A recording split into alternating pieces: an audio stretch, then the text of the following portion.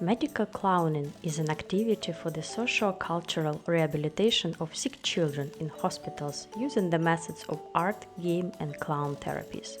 There are more than 50 organizations in the world that are engaged in hospital clowning, and our team of Kharkiv hospital clowns, Finy, носи, is one of them.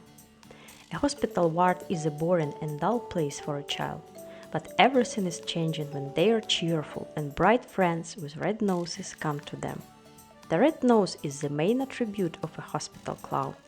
It represents the clown, a mask that protects the clown from many psychological problems. When a person puts a red nose on, they are transformed, and the clown can see not the child's illness, but themselves, their emotional state and readiness to join the game. We have been visiting hospitals for 9 years to delight and amuse children, tell them stories, distract them from problems, and brighten up their hospital days. This is the necessary psychological support that helps to go through all the stages of accepting the disease and treatment. We are changing the atmosphere in the hospital. From dismal and boring, it turns into playful and magical one. Our mission is to show that it is also possible to play in a hospital ward. After all, a child has the right to play wherever they are. We also carefully monitor that games and fun do not disrupt the treatment process, but rather make it easier. When COVID quarantine came, we were able to establish online communication with children, call them at home or hospital. And also, through donations, we helped to get an internet access for a department of one of the Kharkiv hospitals for online communication with children who are being treated there. But direct contact between a clown and a child is very important. So we held a number of art therapy performances under the windows of city hospitals, and it brought a lot of positive emotions to both children and their parents as well as medical staff.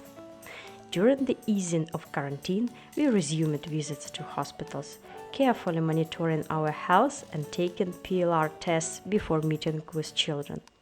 We are constantly learning, studying acting techniques that can be used in a hospital, learning to improvise and work with a partner, mastering various tricks and children's games. Most of the members of our organization are psychologists, so we perfectly understand what happens to a child after medical procedures, and we know their age characteristics.